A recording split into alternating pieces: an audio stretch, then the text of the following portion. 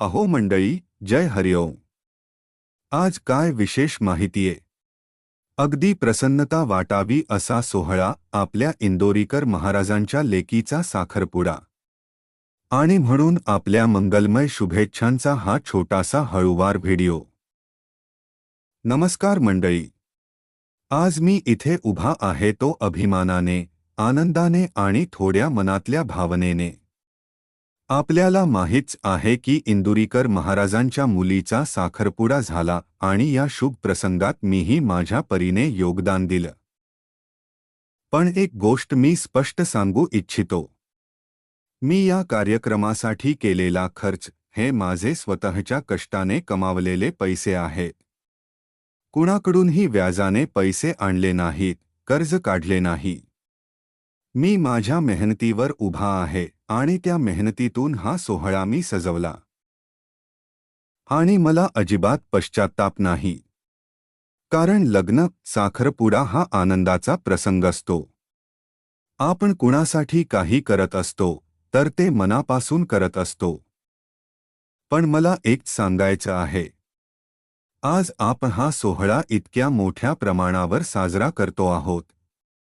भरघोस, थाटामाटात, मोठेपणात. हे सर्व ठीक आहे. पण खरं महत्त्वाचं काय? तर पुढचं आयुष्य सुखाने, प्रेमाने, सामंजस्याने सुरू झालं पाहिजे. म्हणून मी एवढंच सांगेल.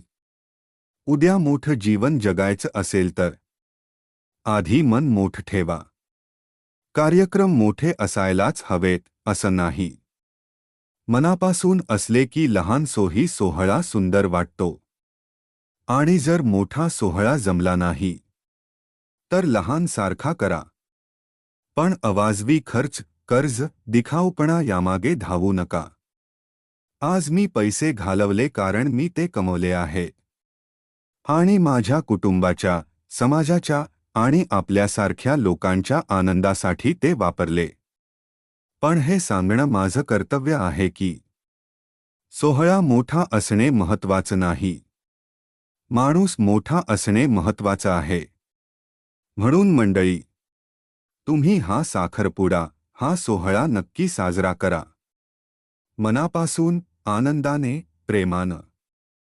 पण जीवनात आधी कसे उभे राहाल, कसे जगाल, कसे वागाल, हे महत्त्वाचं आहे. उरलेलं सर्व नंतर येईच. माझ्याकडून महाराजांच्या कुटुंबाला, मुलीला आणि दोन्ही घराण्यांना मनापासून शुभेच्छा.